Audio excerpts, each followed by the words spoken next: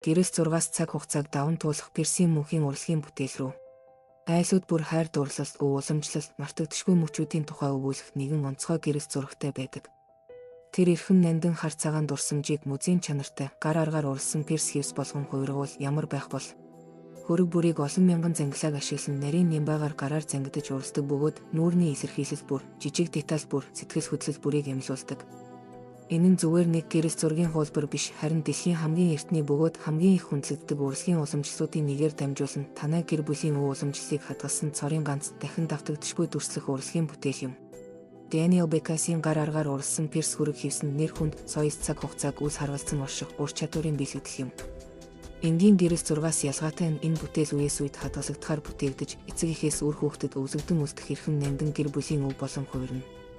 Ийхүү уг бүтээл нь сэтгэл хөдлөлийн төдийгүй уран сайхны өндөр үн цэнийг агуулна.